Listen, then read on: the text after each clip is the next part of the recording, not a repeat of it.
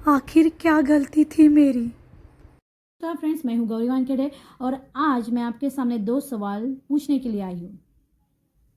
क्या ये भारत भूमि हम बेटियों की है? पूछती है बेटियां। और मेरा दूसरा सवाल है, ये रेप केस से भी बड़ी बात कोई है? ये सवाल मुझे आप लोगों से इसलिए पूछना पड़ा क्योंकि हमारे मीडिया वालों को इसमें कोई दिलचस्पी नहीं लगती, क्योंकि इससे उनके टीआरपी नहीं होती। उनको फुर्सत नहीं है बॉलीवुड न्यूज़ से, और उसके साथ वो ड्रग्स से, और किसने क्या खाया, किस हीरोइन ने क्या पहना है, उससे उनको बिल्कुल फुर्सत नहीं है। तो ये सवाल मैं आपसे पूछ रही हूँ ताकि ये रेप केस फिर से हमारे इंडिया में ना हो। Justice for SSR, justice for Kangana. जब हमने ये जस्टिस मांगा तब जाके सुशांत की केस अभी भी चल रही है, राइट? ये क्यों हुआ?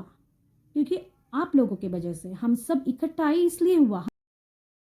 क्या वो लड़कियां हमारे लिए इंपॉर्टेंट नहीं है जिनके साथ ये रेप हुआ है? जस्टिस फॉर मनीषा, मैं ऐसा बिल्कुल नहीं बोलूंगी। और प्लीज आप भी ये गलती मत करना कि जस्टिस फॉर मनीषा। हमें एक मनीषा के लिए जस्टिस नहीं मांगना। आज मनीषा के लिए मांगोगे, कल कोई और लड़की। हर एक दिन में 87 रेप होते हैं हमारे इंडिया में। हर 15 मिनट में एक रेप केस होता है। कोई अपने लाज शर्म की वजह से चुप रहते हैं। हमारे फैमिली में क्या होगा, फिर लड़की की शादी होगी नहीं होगी, इसलिए वो चुप रहते हैं। हमें उनकी आवाज़ बननी है। और प्लीज़ मैं हाथ जोड़ के निवेदन करती हूँ, ये लड़ाई हमारी है। मैं बार बार इसलिए बोल रही हूँ क्योंकि अगर ये लड़ाई पुरुष जाति की होती तो अब तक ये संविधान बदल जाता। सॉरी टू से, मैं भारत के संविधान का मान रखती हूँ, सम्मान करती हूँ, लेकिन मैं हाथ जोड़ के निवेदन करती हूँ कि अब मेरा संविधान बदलने का टाइम आ गया है। ये रेपिस्ट को जल्दी से जल्दी ऐसी सजा सुनाई जाए कि आगे से कोई ये सोचने में भी काफी, आई मीन उनको आप उम्र के बिल्कुल मत दीजिए। फांसी तो बिल्कुल मत दीजिए। आप ये गलती मत करना कि उनको फांसी दे दो, नहीं, उनको ऐसी सजा दो वो पल पल मरे। उस लड़की की, मनीषा की, जबान काटी गई, क्यों? ताकि वो चिल्लाई नहीं। रीढ़ की हड्डी तोड़ी गई ताकि वो मर जाए। तो प्लीज इन दरिंदों के साथ भी यही होना चाहिए। उनको भी पता होना चाहिए कि दर्द क्या चीज है। उनकी एक एक जगह ऐसी काटनी चाहिए और इतनी तकलीफ देनी चाहिए कि खुद वो मौत मांग ले।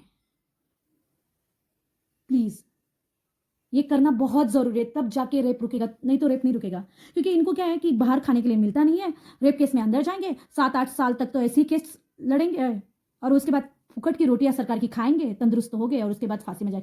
नहीं चाहिए भाई, हमें नहीं चाहिए। जल्दी से जल्दी इनको सजा देनी चाहिए। जब तक हमारे भारत के बेटियों को न्याय नहीं मिलेगा तब तक अब हम चुप नहीं रहेंगे। इन कुत्तों को इतनी गंदी सजा देनी चाहिए, कोई और ये दुष्कर्म करने के पहले, उसकी कल्पना करने से पहले भी कांप उठे। मुझे नहीं पता कितने लोग मेरे साथ है, कितने लोग मेरे बातों से सहमत है। जो मुझे लगा मैंने आज यहां पे बोल दिया। प्लीज जस्टिस फॉर बेटिया। और हमें वो कैंडल जलाना, ये करना, वो चीजें नहीं करनी। कुछ नहीं होता है कैंडल जलाना से। यहाँ पे चल रही है राजनीति। आपको याद है अच्छे से, ये कश्मीर की जो बेटी थी असीफा करके, उसका भी रेप हुआ था। फिर उसके साथ जस्टिस की मांग कर रहे थे हम लोग, राइट? एक साउथ की लड़की से साथ भी यही हुआ था। और सेम चीज़, ये सारी सेम चीज़ दिल्ली में हुई थी। 7 साल के बाद उनको फांसी की सज़ा हो गई। ये सारी आपको सबको पता है ना, तभी हमने जस्टिस किया था। उन लोगों को फांसी हो गई, देन दूसरी बेटी के साथ ये हो गया। क्या चल रहा है हमारे देश में? प्लीज़ इन चीज़ों को हमें रोकना पड़ेगा। और इस पे आप दलितवाद, जातिवाद वगैरह प्लीज़ ना कीजिए, क्योंकि ये जातिवाद की लड़ाई नहीं है, ये राजनीति की लड़ाई नहीं है। कांग्रेस, बीजेपी, ये सारा बीच में मत लाइए। एक लड़की का दर्द समझिए, और आप सब मिलके, हम सब मिलके इसको न्याय देंगे। मैं आशा करती हूँ कि हम सब मिलके न्याय देंगे। ये तो चलो रेप केस हुआ, गैंग रेप हुआ। यहाँ पे तो लड़की अपने घर में भी सेफ नहीं है।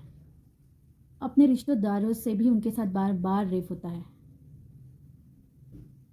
ये कब स्टॉप होगा? क्या हो रहा है हमारे भारत भूमि में। प्लीज़ हम सब मिलके इससे ऊपर लड़ेंगे और हमें लड़ना पड़ेगा। मैं आशा करती हूँ कि हमारे संविधान और माननीय यूपी के सीएम योगीनाथ से मैं आग्रह करती हूँ जितना जल्दी हो सके इस दरिंदों को कड़ी से कड़ी सज़ा दीजिए। प्लीज़ अब इसमें टाइम वेस्ट मत कीजिए और मैं जानती योगी जी आप ऐसा करोगे। जय हिंद, जय भारत।